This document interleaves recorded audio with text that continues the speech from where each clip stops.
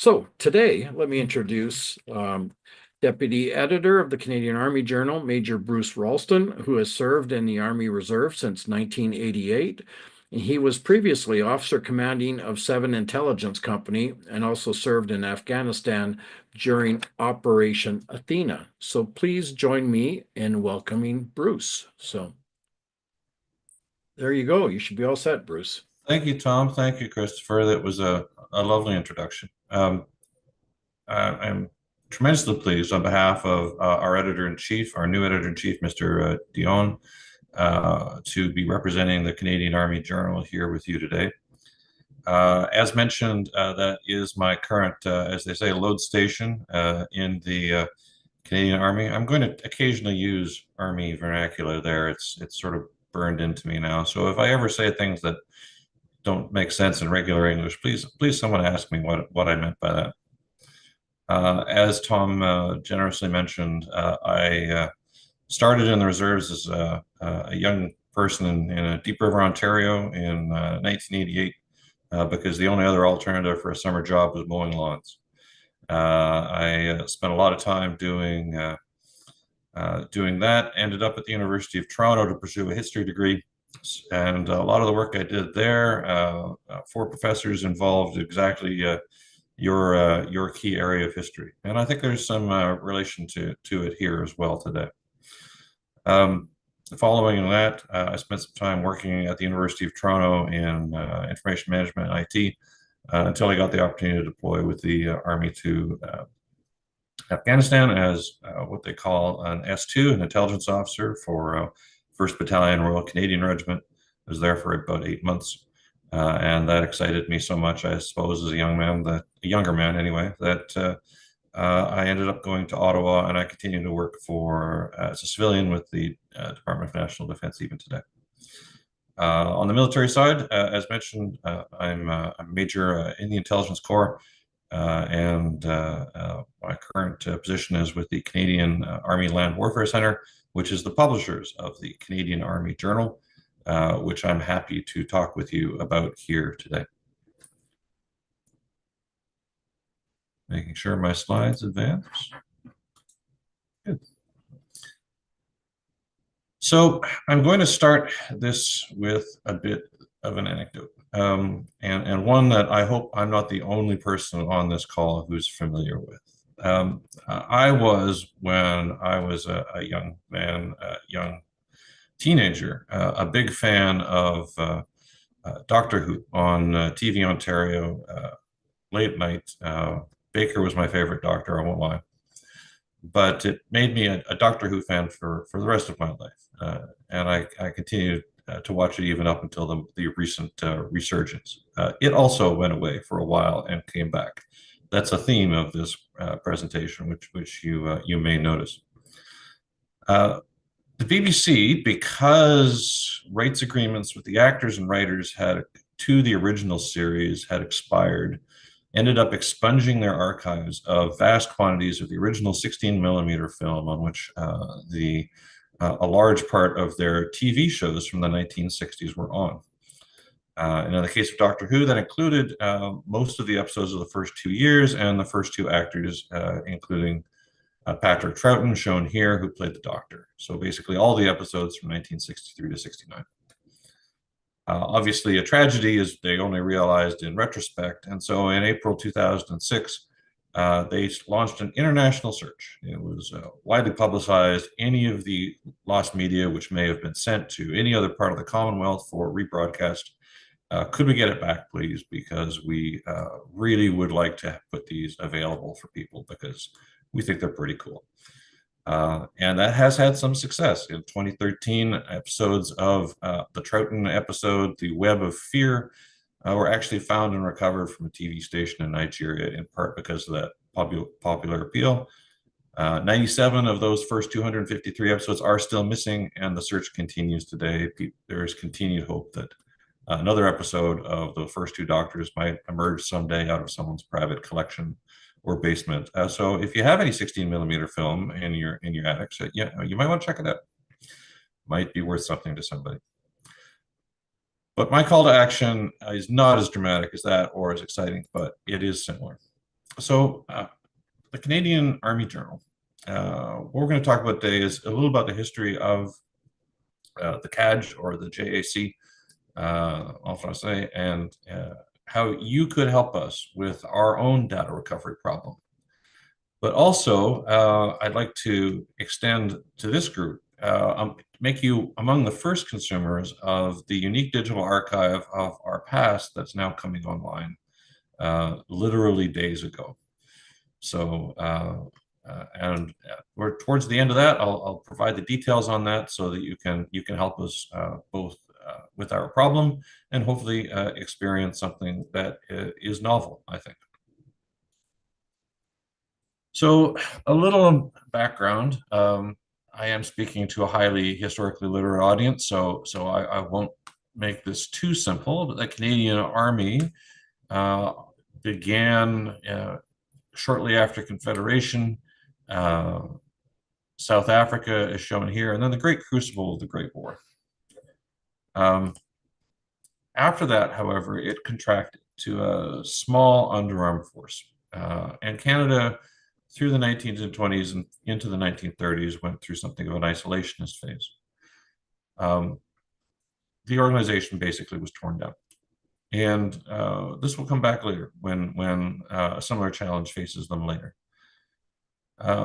They had to remobilize in 1939 as war loomed and then was launched. And that remobilization and that bringing a whole new generation of people familiar with the military was complicated by the fact that warfare in 1939 was changing in new and innovative ways. The journalists were calling it blitzkrieg. The Germans who were practicing blitzkrieg never called it that. But the idea of armored warfare, of close air support, was changing the way war was fought. And suddenly, the Canadian Army found it not only had to reconstitute from basically nothing, but it had to do so in a way that made it a learning, thinking organization that was adaptable to the new pressures it was under.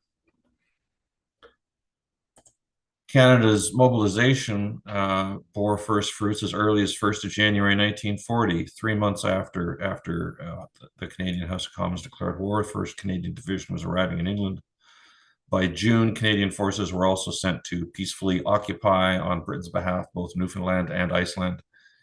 The reorganized army was continuing to struggle with the changing nature of warfare, as I mentioned. The fall of France was a shock, as the fall of Poland had been before it. 1940, it really looked like not only was Canada itself, facing something of an existential challenge, perhaps, but it was doing in ways that people were struggling to understand. And so what this led to, starting in April of 1941, was a unique Canadian publication. The British Army had something called the Army Training Memorandum. It had existed back in the 1930s. So they had a model. But what they wanted to create was a document that could be shared with every officer in the Canadian Army. They would get it on a monthly basis. This was launched by then Chief of the General Staff, later to become Commander of 1st Canadian Army, Harry Crerar, in Ottawa in April 1941 to put this out and make it available, as mentioned, for free to every single officer in the hopes that they could use this as the opportunity for the training they gave their personnel, for the men and increasingly women who were signing up for military service in this time, and try and get lessons learned out on an industrial scale. You see here on the right just a picture of one of the first pages from the very first issue, showing weak points on the German and Italian tanks they thought they would be facing in April 1941. And that is how the Canadian Army Training Memorandum, later to become the Canadian Army Journal, started. It was put out by a small team, but literally only 4 people for most of the next 25 years. The longest term editor, Mr. Jack DeProse, was a signals captain and started in the job as Captain DeProse. And later on, we'll see he transferred to become Mr. Duprose and continued in the role as a public servant after the war. Along with his staff artist, Warrant Officer Reddy, many whose covers you're going to see in the slides to come. He did some remarkable work as a staff artist, and the editorial assistant, Francis O'Connor, and one photographer, and that's how they made it work. This wasn't the team originally in 1941, I should be clear. They assembled over the war, but this was the team that was in place at the end of the war and would continue on until the first demise of the Army Journal in 1965. And what they were putting out was actually, for its time, quite an innovative journal. This is, in the back here, is an actual fold-out of what was understood as early as June 1941 of what a German Panzer division looked like, on the ground. You can see there that we're already seeing in the text, unfortunately unauthored. We don't know who wrote it, but it appears to have been an original for the CITM called Panzerdivisionen. And the author expressed great confidence in June 1941. This was based, in part on the recent, British successes in the desert, in the Western Desert, I'm sure. This is, of course, right around the same time that the war in the East between Germany and the Soviets is starting as well. So chalk it up to a bit of mid-1941 optimism, but at this point, the author clearly thought the Germans were beatable, or at least wanted the audience, those Canadian soldiers trying to get ready to fight this war, that they were beatable. And you can see in the text there, which I've quoted at length, how in reality they are not possessed of secret or supernatural powers, these Germans. We can beat them. It shows an army that's both growing in confidence and also thirsty for information. And there are flaws in it, which is, I think, very interesting. There is entries in the text that no one would recognize. It was basically based on British forecasts. For those who know a little about German armor at the time, Panzerkampfwagens, they had seen 1 through 4, make models 1 through 4 as early as 1940 in France. And that was what they were fighting in the desert as well. The British conjectured quite reasonably that a Type 5 and a Type 6 must be coming. But at the time of this article, neither the future German Tiger tank nor Panther tank even existed, even in prototype. And in the end, neither of them had what essentially is a 105 millimeter cannon, 4.14 inch, and a second smaller one. So you'll see there in the third paragraph an absolutely wrong prediction of what the Canadians would be facing when they eventually ended up fighting the Germans in Europe, which I think is fascinating. By July 1941, we see the first of that classic of anyone who's ever been involved with a business organization or military organization, the approved reading list of the commander. Here's the books you should be reading. It seems to have gone away these days in the day of the internet, but I have seen many of them in my career. This is the first one. I find it fascinating what books the Canadian Army was recommending its soldiers read in 1941. I hope you would too. It is topped, as I believe it should be, by a Hornblower novel and another book by C.S. Forester. But Sassoon takes the next two, and then followed by people that we don't recognize so well today. A well-known British historian at the time named Fred Britton Austin. His son would actually become a famous historian of Sweden. And a number of other people. You see a little heart there. You'll see Churchill and a number of other people. It's a fascinating read. And there's another page of this. I couldn't put it all up here, but I think for someone who's trying to understand the Canadian Army as it was shaping in these early years, just fascinating what was recommended and what they thought was a good read, our general officers at the time. Through 1941 and 1942, CADM is showing this new emergent doctrine. It is trying to explain how it works to people coming off the street, ideas and also experienced soldiers who had to change their way of thinking from a World War trench warfare mindset to this new warfare of maneuverability. So you see diagrams down there of how armor should deploy in an attack. And the signals layout for it, which fascinates me in my current work, of how ground units and air units should talk to each other. The radio network that would allow that to happen with the nodal network, that is something we wrestle with even today with our current deployments, in Latvia and other places. So fascinating to see possibly the first ever diagram of that type. And of course, there were things that in retrospect seem somewhat amusing, like the jerry-rigged, what would you call it?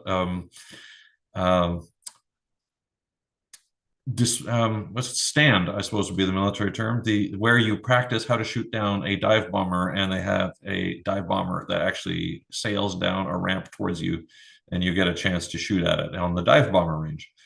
Dive bombers, as you may know, didn't really survive much past 1941, 1942. The Stukas were replaced by other things, but you can see here they are trying to adapt. They are trying to improvise, and that's a photo example of that. But this is at the same time that Canada is committing troops, as shown on the bottom right, to the defense, the tragic defense of Hong Kong, which would happen in December of that year. Now, that's actually kind of interesting. And I quote this one at length as well. This is from just shortly thereafter. This is actually from,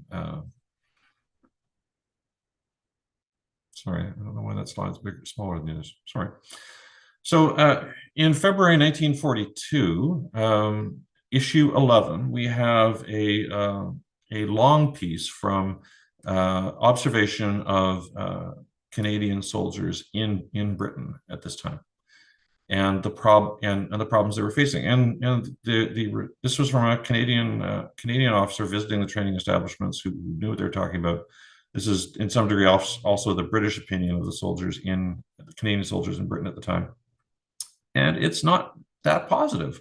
And it's remarkable to see in a Canadian Army journal at the time, but it's being honest. One of the remarkable things is that all the officers have badly fitting boots, like really badly fitting boots. They all have swollen ankles because of the officer's boot. The soldiers have a better one.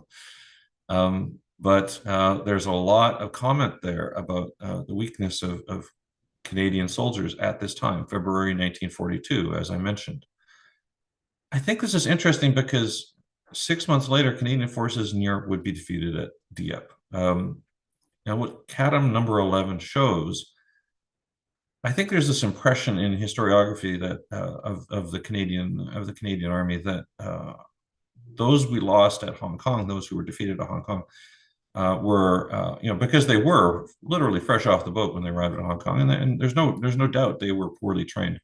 But I think there's this idea that Canadian training was not so much a factor for the Canadian soldiers who had gone to Britain. That Canadian soldiers in Britain were somehow at least a little better off. They had the benefit of British instructors, what have you, and so maybe Dieppe, I think the conventional wisdom goes, wasn't a Canadian training issue, and I'm not saying it was exclusively by any means, but I think whether Canadian soldiers at Dieppe were well trained, I think has been, at least compared to Hong Kong, has been somewhat assumed. Maybe looking back at these early journal articles, we see something that tells a different story. But what's really remarkable, I think, as someone who's worked in Canadian Army military education my whole life, is that by June and July of 1943, in issues 27 and 28, they were not only getting over that defeat, they were using it. Varensville-sur-Mer is the one tactical success in the entire Dieppe story. Number 4 Commando and how it actually did well.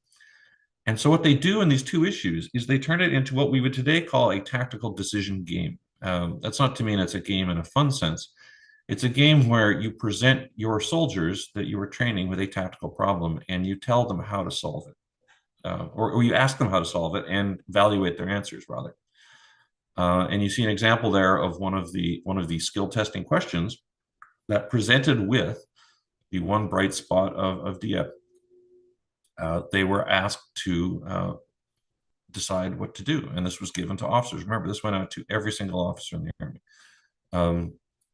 This tactical decision game going over two issues, only months after the actual fight. And this is actually fairly unique. You don't see this really. I mean, it goes back as a practice to the Germans and their military reforms of the 19th century. But in its modern form, these were only reinvented in 1975 by the U.S. Marine Corps Gazette. People don't think of tactical decision games, but we had one back 30 years before that. And just as a side note, we have them also today. We have Colonel Matthew Rolls, who, if you're interested in our website, they are web-only content. We continue to produce TDGs to help the Canadian Army develop young leaders, and I encourage you to take a look at them and maybe give a try at them. The answers are hidden, so you have to look them. They're still there. You just have to click again if you want to see them. So you can actually try and test yourself. But they were doing the same thing here back in 1943. Also in 1943, we see some things that maybe one thing that maybe a lot of people have forgotten. There was a Canadian operation in August to land on Kiska Island in Alaska and claim it back from Japan. And there's a detailed report, again, only a matter of 2 or 3 months after the actual operation, talking in detail straight from the front. It wasn't, in the end, it was a bloodless operation, but they're basically Japanese left a lot of equipment around, but there wasn't actually any fighting. But there was still obviously lessons to learn there in how to capture an island, and what could be learned about their new Japanese adversaries from looking at what was left behind. To see that only a couple months later is remarkable. What you're seeing at this time also is just an increased use of photos. Photos like the one on the left showing, just a picture of a convoy on the road, asking people, how many areas did you see in this? The text layout is getting less dense and more familiar as they are trying to develop the format to reach out to more Canadian soldiers and get the lessons across more effectively. One of the big things you see through this whole period is that focus on training films, which at the time was a very modern technology as a training aid, in a way that we may not be doing as effectively today, I would argue, in fully leveraging technology to train young soldiers who, let's probably like the soldiers of today who complain, why is the Army's social media so subpar? I'm sure back then, Canadian soldiers at the time, who were often young, were used to movies. I'm sure there was a lot of pressure in them and saying, well, can we just get this as a movie? I'm tired of hearing you talking, sir. I'm sure that conversation happened a fair bit, or at least the officers were afraid it would. The other thing you're seeing here is a lot of Allied info sharing. It's remarkable where CATM pulls its articles from. There's articles from Russia, Australia. There's German prisoner interviews. There's translations of Japanese captured documents. It's a remarkable product in just trying to pull together anything that might remotely be of use, to the learning soldier. One of the ones I really enjoyed reading was Letter from Italy, which was by Ian Johnston, who at the time when he wrote it was CO of the 48th Highlanders. A month after this, he would become commander of 11th Brigade, and you see him there standing stiffly with King George VI. But it was, at the time, it was just shortly after the December operation across the Moro River in Italy. And I don't know that any biography of Johnston, has ever incorporated any of this material or, any regimental history of the 48th. But it's there if they want it now, because I think Johnston's words are inspiring when he's talking about how good his soldiers are and how proud he is to be associated with them. Certainly strikes me as a remarkable individual. and obviously went on to bigger things.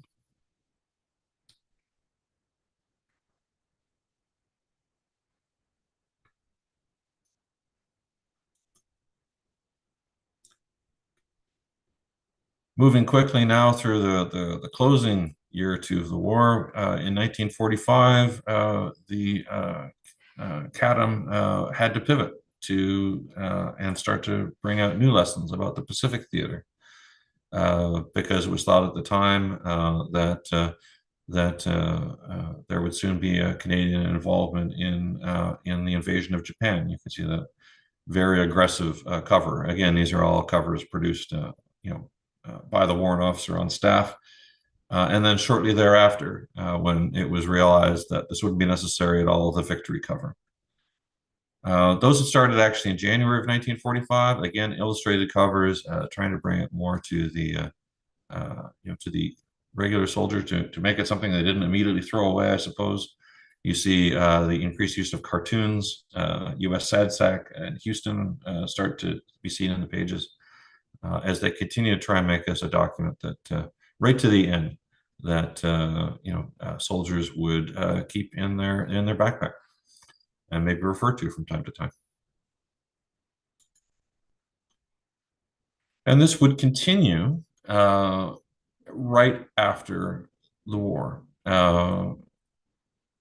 As early as October of 1945, in the article Atomic Bombs by R.W. Mackay, who was scientific advisor to the Canadian Chief of the General Staff, we see the Canadian Defense Establishment, evidence of the Canadian Defense Establishment trying to wrestle with the new atomic age. And admitting in many cases they don't know the all answers, but they know it's really serious, because atomic weapons, which they would wrestle with for the rest of the 20 years that we're about to discuss, obviously changed the nature of land warfare.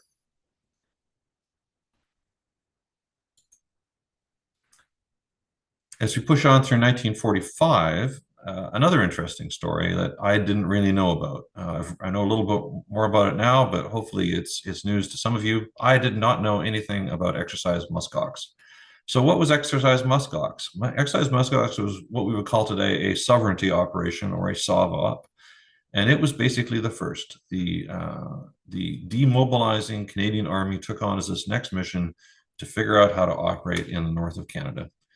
And you can see there on the map, which was an elaborate, blow-in map that you could pull out of the issue and hang on your wall to track them, I suppose, is the route that 12 Canadian armored snowmobiles, they were called Penguins, and they're a fascinating story in their own right, equipped with 50 men, supplied by air, by seaplane, bush plane, and parachute, and accompanied by 8 scientists from the Directorate of Operational Research, which would later become DRDC, traveled an elaborate circuitous route through the Northwest Territories to prove that the Canadian Army had the ability to operate in the Canadian North.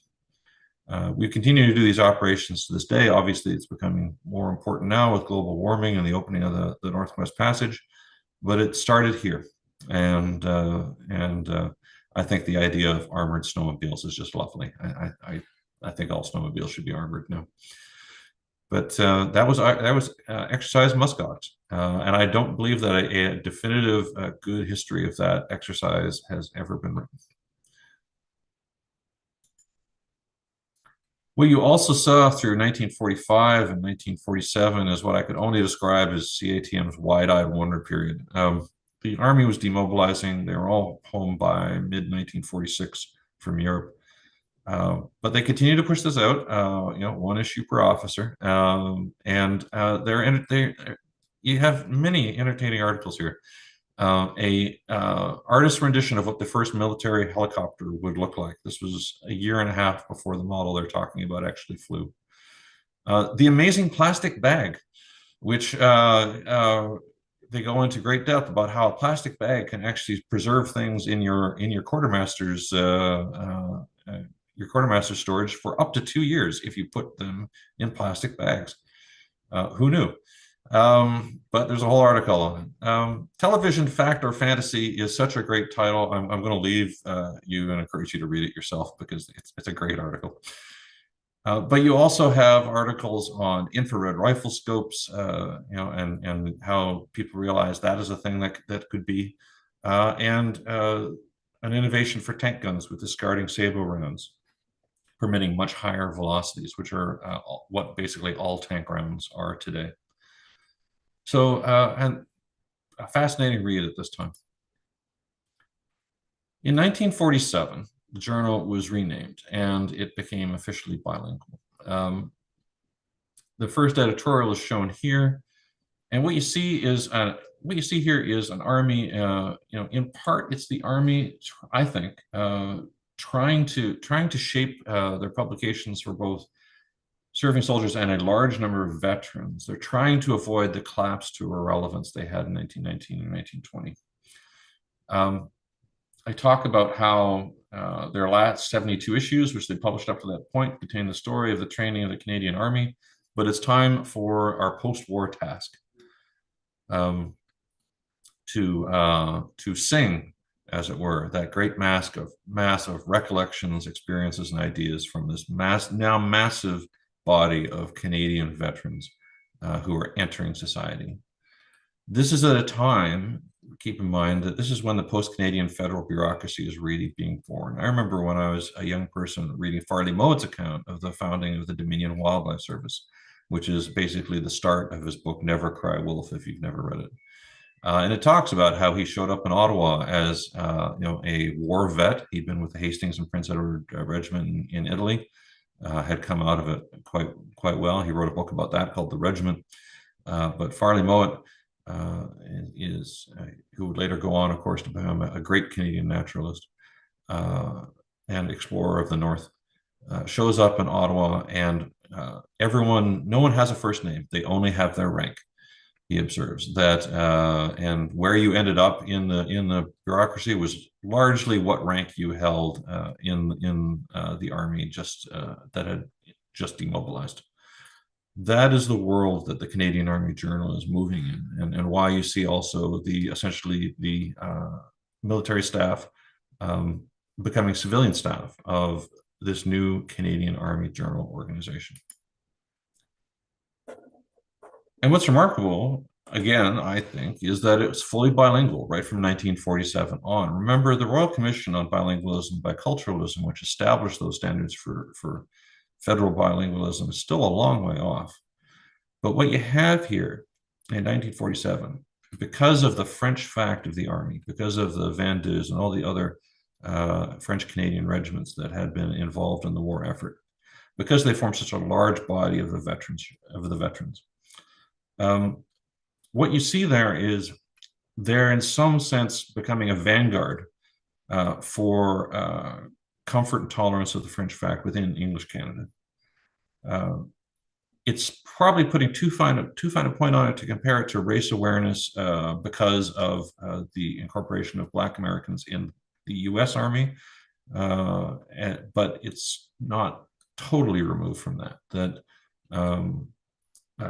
The equality of the battlefield, the equality of the soldiers' mess was extending back through society. And this is evidence of that. 1950 saw the conversion to a digest format. Reader's Digest was first available in Canada in 1950 as well. I'm hoping there's enough people in this audience who remember Reader's Digest. I loved them. But they're gone the way of everything in these days of the internet now. But the Canadian Army Journal was produced in a very similar format and started to be sold. You could buy them for 65 cents an issue or $2.50 for the annual subscription. And this really is the first CAG's heyday. Although we already saw in December of 52 that it started to downgrade from its original monthly to a quarterly.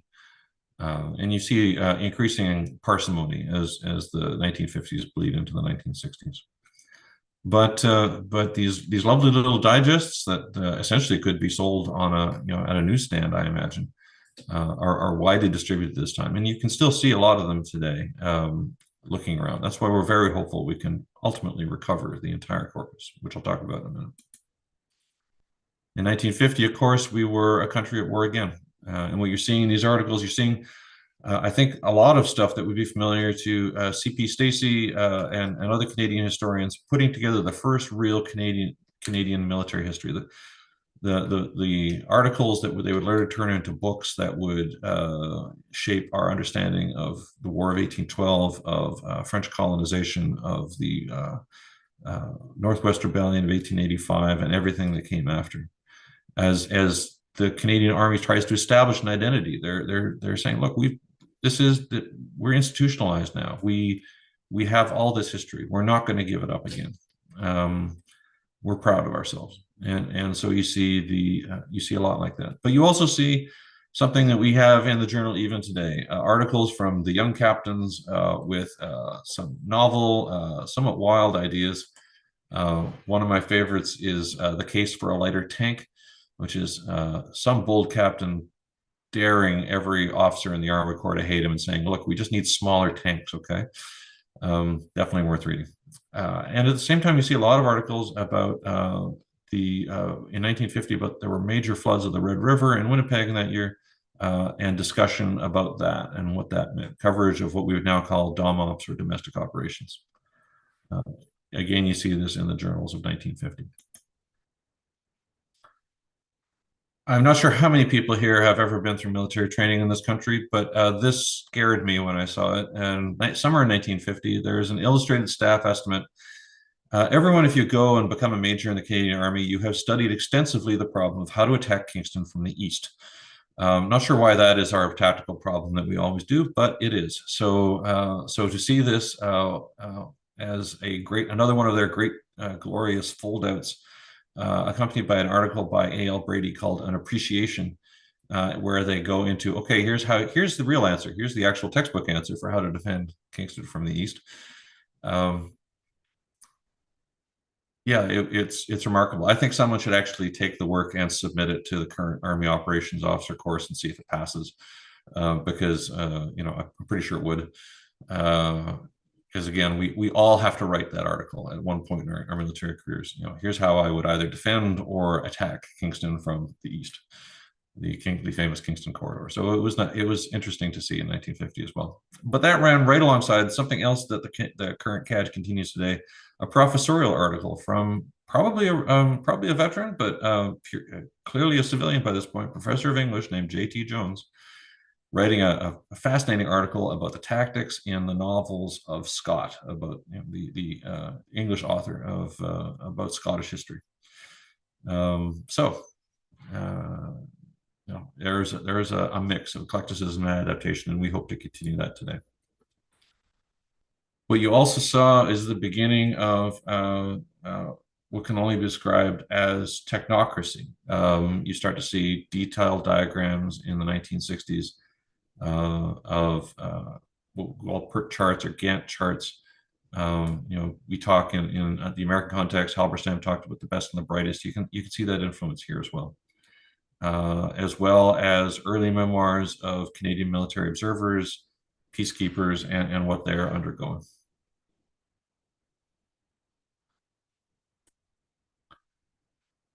In September 1950, what can only be described as the science and innovation issue. I love this issue. There's so much in it that's amusing and interesting. Articles about the automatic computing engine, which actually explains what a computer is, and in terms that I remember from learning in high school, as well as a detailed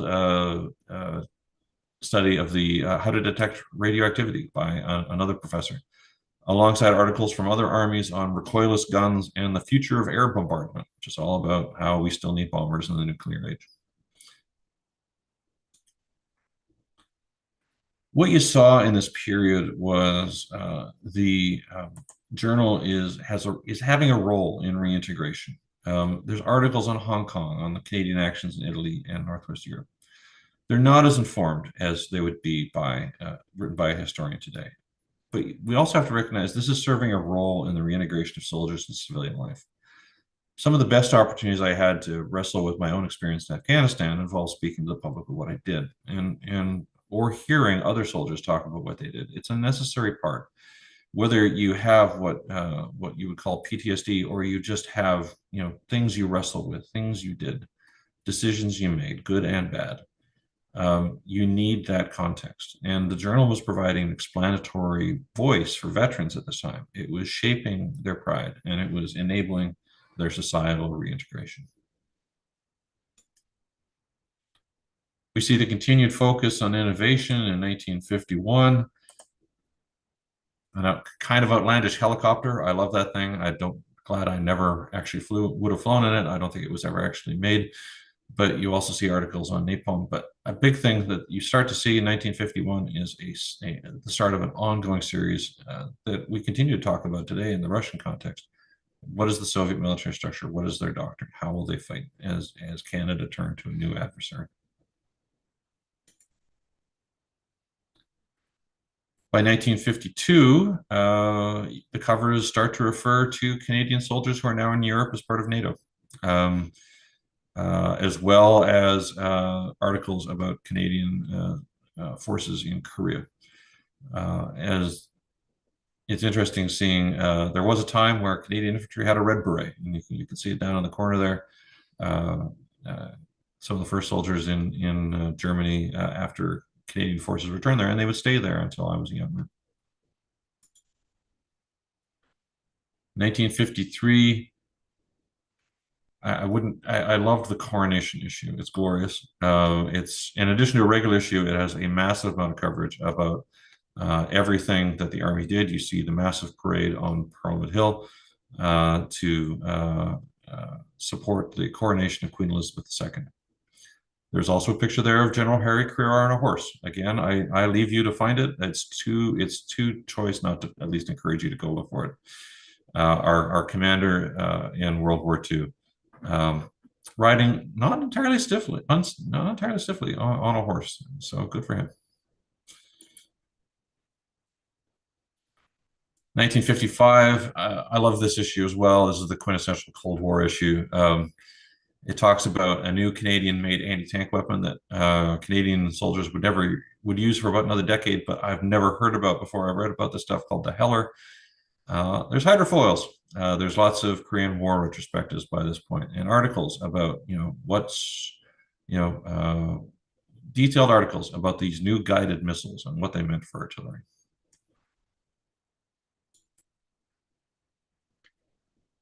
July 1955 is another thing that I would love to see a full book treatment on someday. Exercise sapling.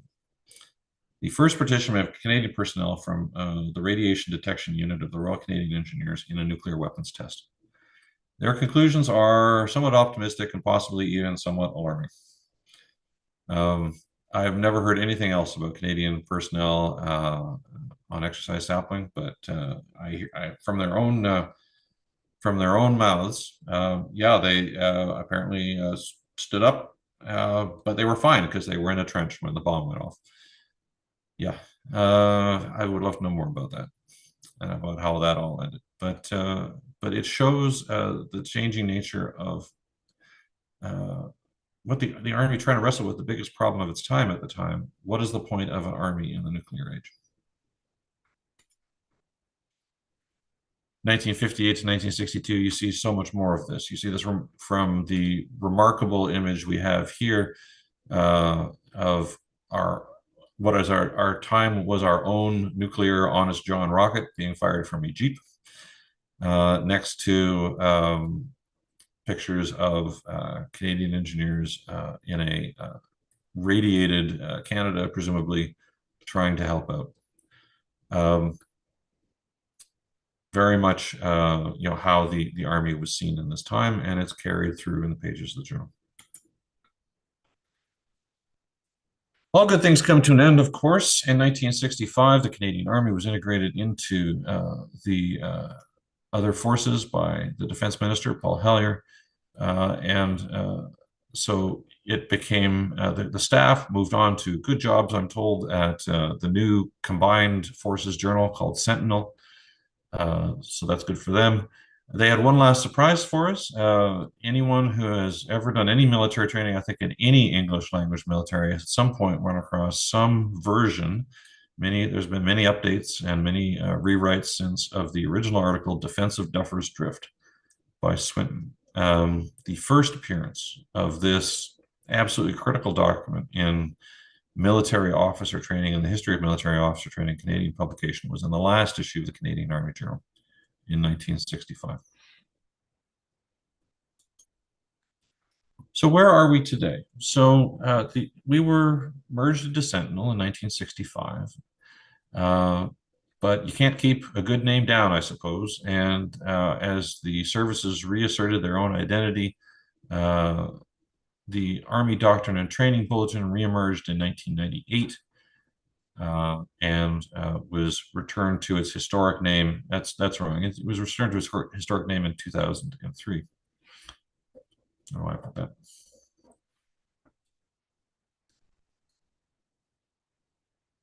And our website exists today.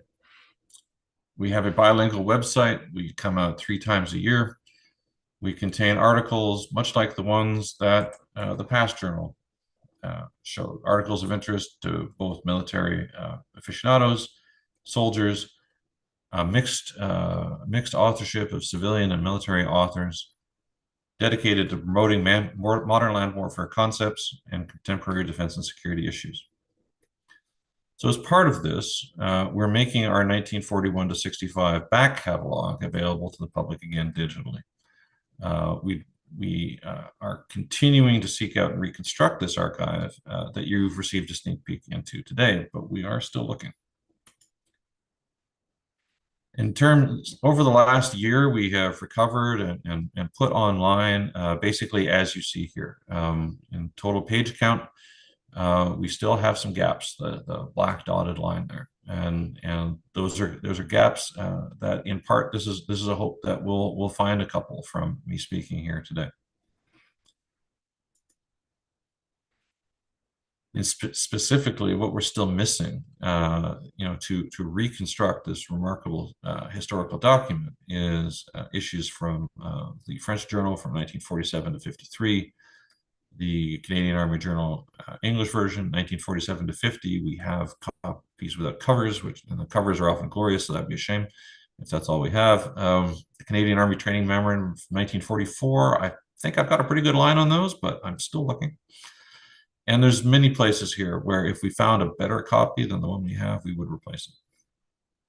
Our email's at the bottom below, and so if anyone does happen to have any of these lying around and would like to help us with this historical recovery project, please let us know. If you'd like to find the current journal with our current tactical decision games, and I think a lot of fascinating articles about all kinds of things related to the art and practice of land warfare today in the world today, including, I would add, some very good web-only articles from our current commander in Latvia about what he and a defense scientist who helped him write them, because he's a very busy man, have uncovered about the Canadian military in Latvia and what we need to learn about that conflict very fast, similar to 1939. All that is at the URLs you see here, English and French. But in addition, even though we have not joined them up online yet, we have also, I'd like to encourage anyone who would like to come to the eventual PDF archives that will be linked from our main site are also listed as here as well. For Canadian Army Training Memorandum, Canadian Army Journal 53 to 65, and the French Journal 53 to 65. Everything we found so far is at that link. And if you're interested in any of the things we've talked about today, or would like to do your own inquiries, it's all PDF'd, it's all easily downloadable and searchable by word. We're making this available for historical citation as well as general interest. That concludes my presentation. Tom, Chris, thank you very much for the opportunity to chat about the Army Journal and what we've done. I hope this was of interest to your viewers, and I'm happy to take any questions. Well, You had my rapt attention the whole time. That was awesome. Bruce, maybe you can stop sharing your screen, and then that And way. before I go, I'll just show my the issue as it exists today. And we would love to, we'd love more people to read us in print, but obviously web is so much more efficient. So please come visit our website if you can. I think I was in the Armory in Cambridge this past week, and I saw a copy of that line on one of the bookcases in the officers' mess. So That's great. yeah. All right. Well, thank you so much. We've got a number of questions from our audience that I'll start with, if that's all right. One, I think you sort of answered it, but just to kind of highlight it, are these journals indexed online in any way? So we don't have a good index yet. It's certainly something we want to do. That's not quite correct. So the actual journals themselves, if you at the end of volumes, they would do print indexes for each volume. So if you, as was the practice at the time. So if you had volume 6 of 6, you've got the index for volume 6 as a couple pages at the back of the final issue of that volume. What we really need to do now that we have made some progress in digitization would be to take all those paper indices and blend them into one big document. We did a better job with the revised journal, the journal that became available to, that when on our Redux journal, when it became available in 1998, has a very good index that is also available on our website. If you go to our website there, as obviously are all our previous issues from our second run. Right. Thank you. So, I mean, I can imagine that would be a massive job, but there's always more work to do, right? So, well, we're very hopeful that making these available in PDFs are going to, and they're available as are all government publications now, and there are search tools to access those. How far, whether you would count on them to find the one specific thing, I wouldn't count on it, but we're trying to do whatever we can to make that journal more accessible. right. Thank you. So again, another question from our audience. This is going back to sort of the early journals in World War II.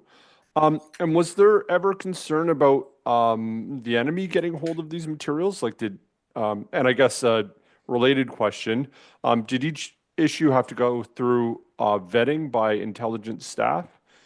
That's a really good question. So what's interesting about that is because we obviously, if they're giving one per officer, there's a lot of these lying around, and you do see some use of veiled speech. This is why it can be hard. I mentioned previously we don't know who authored one particular article. It can be hard to figure out authorship. The names of units are often obscured in retellings. So there is some efforts at veiled speech there. For a period, a number of the issues had the word restricted on the cover, and we actually had to go back and get a call from the Directorate of History and Heritage for the Canadian military. Does that mean they're still covered by any kind of classification law today? It turns out they're not. So we're fine, and anyone can look at these. But at one time, there were some restrictions. Basically, you didn't see anything that wasn't more than about 3 months past the point of, in terms of memoirs or letters from the front after the activity. So I wonder to some degree if today we talk about how things stay secret forever. It could have been in the interest of training. They said, well, if it's 3 months old, the Germans probably, or the Japanese or whomever, probably know about it already. So let's just roll with it. One likes to think, that there were probably conversations between the journal staff and intelligence officers, debating this. But absolutely, like anything, there would have been vetting. In fact, a big theme I didn't touch on in the CATM of the war. You see many articles on, please don't tell anything about troops in your letters home, and here's how you avoid, becoming a security threat to your own organization. Here's the thing to leave out of your discussions with your mother. So it was very much an issue for everyone involved, I think. Interesting. And this is sort of somewhat related. I'm not sure if I missed it, but were these journals? I know early on it said sort of every officer in Canada. Were they sent overseas to serving officers in England and even at the front, or was it sort of restricted to more behind the lines, if you will? You get the feeling, it's hard to say for sure, but it gets the feeling, you get the feeling by the time of it turned into sort of the glossy cover sort of in early 1945. I suspect it had broader distribution than just Canada. Before then it was before initially in 1941. I don't believe too many of them made their way over to Britain. The point was to train and get soldiers in Canada. But remember, at the time, there was only one division of Canadians in Britain. But by 1945, with the inclusion of things like SADSAC and Houston and the simplification of the font, you get the feeling they are really reaching out to a broad audience. And I wouldn't be surprised if I wouldn't be surprised if all, at least newly arriving soldiers didn't have, copies of these.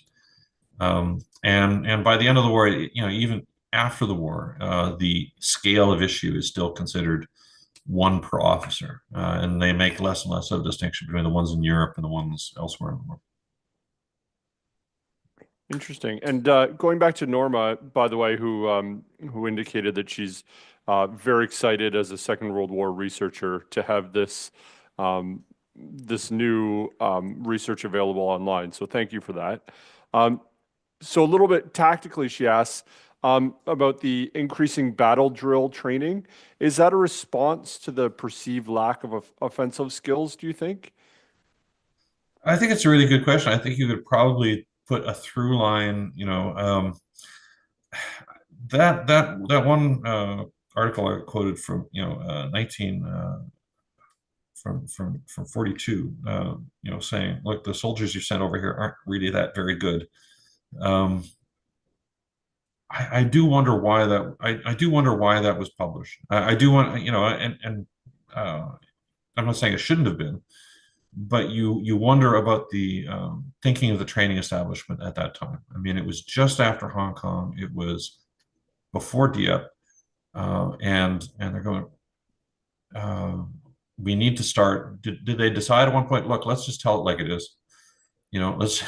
Let's just tell them we're not measuring up. The Brits are turning up their nose at us, as an effort to try and get soldiers to work harder. It's a remarkable piece, and as they and what you see, obviously, I mean, I've glossed over a lot of the stuff that in respect to this audience would only be of interest to a real diehard military fan. There's deep dissections of how to make artillery work, of how to do various things, long lists of films that must be seen. There's so much in there, and clearly some of that had to have been, sort of reaction, both of those early defeats, but also, in some cases, possibly our British hosts just not being that very impressed with us yet. Yeah, it's sort of, I mean, it would be, again, you talk about books being written, but I think it could be this massive study of sort of the nature of quote unquote colonial troops. And we could even factor in expectations of the First World War, right? I think expectations probably in 1918 have skyrocketed for colonial troops, and maybe there's a bit of a letdown there.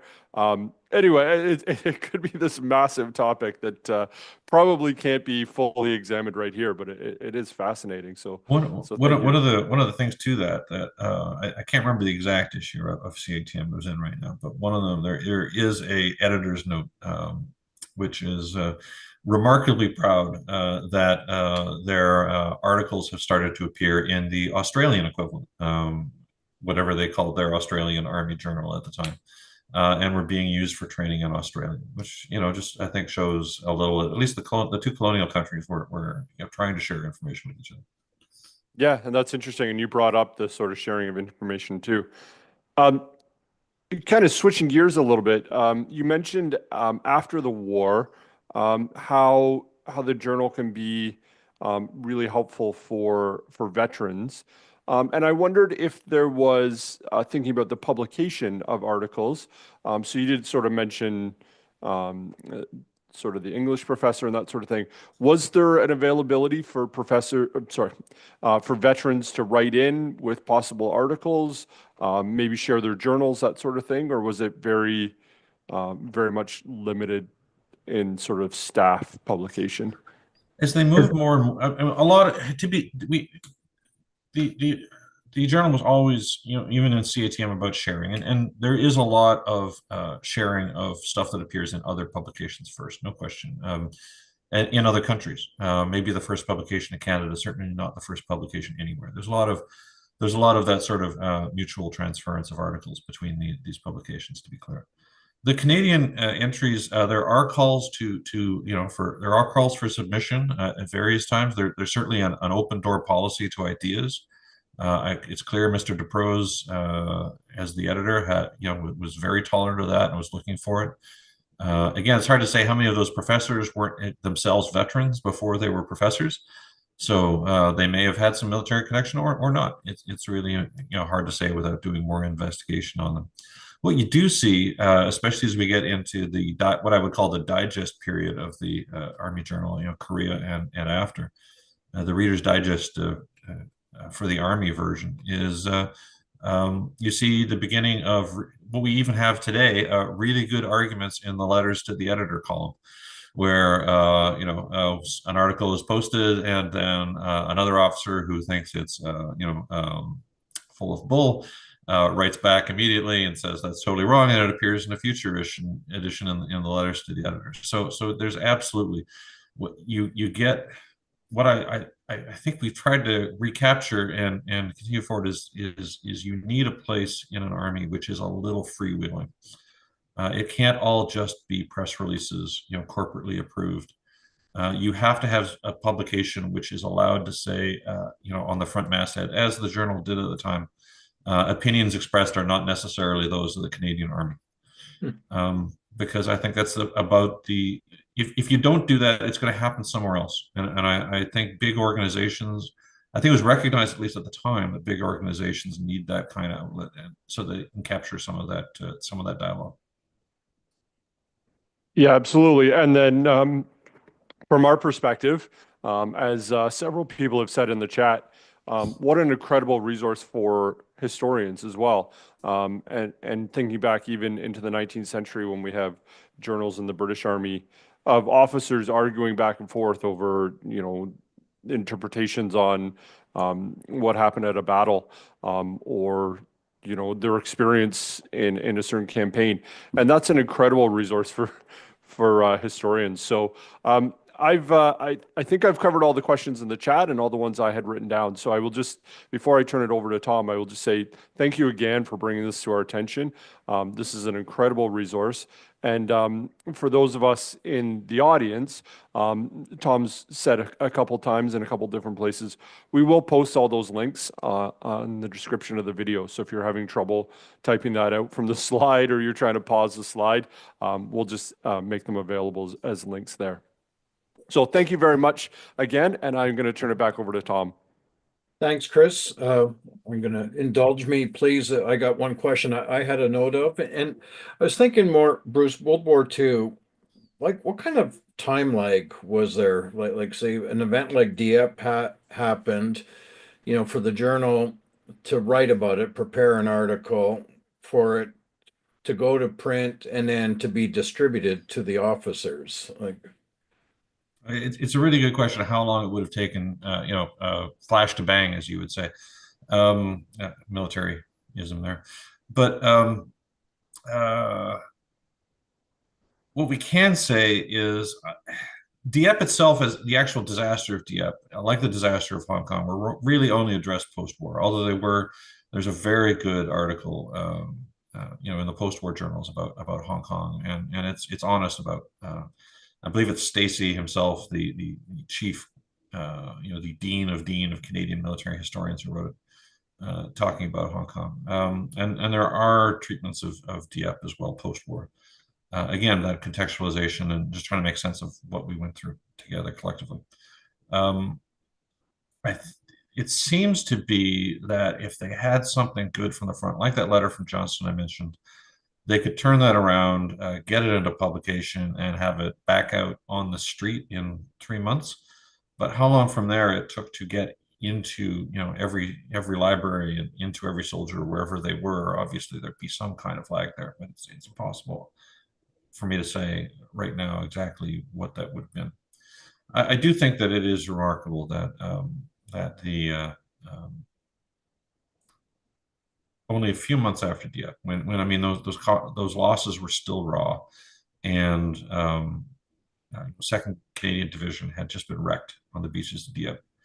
That they had the bravery, at least back in Canada, to say, okay, let's take a look at the one good piece of that and make it into this remarkable tactical decision game. Let's do something almost completely innovative at the time to try and get something from this. I can't think of anything like it I've ever seen before. Just on that, I do want to stress that we will ultimately. It's just your opportunity to talk to this great group, Tom. Just beat me out by just a little bit. We will have links from our primary website to all those publication archives that I listed up shortly. We literally got the last stuff digitized and in like days ago, just a few days ago. So this was very timely, but it does mean I'm advertising links that literally only people on this broadcast know are there today. So, but ultimately they will be joined to our main site. Hopefully, if you see this on repeat a few months from now, you can just go to the main Canadian Army Journal site in English or French and find everything. Well, we like delivering a benefit to our patrons and audience. We had one last question sneak in under the wire here, and it was related to Dieppe, and they're asking why were only Canadians involved at Dieppe and no Brits. So Well, that's a really good question, and it's not quite true. So for instance, the Royal Commandos in the tactical decision game piece of it that I mentioned are from number 4 Royal Commando. They would have been British. There were British participants in Dieppe, both in the landing craft, manning the landing craft, the commandos on either flank. There were a number, but in part it was meant as what they called a division level raid, and the task was given to Second Canadian Division to execute. They didn't feel they needed any more than the troops of one division to achieve the aim, and so they gave it to the Canadian Division, for better or for worse. People have said afterwards that a lot of lessons were learned. People have talked afterwards about how it was all, an attempt to to convince the Russians that the Soviets rather that the Allies were at least doing something at the time in 1942.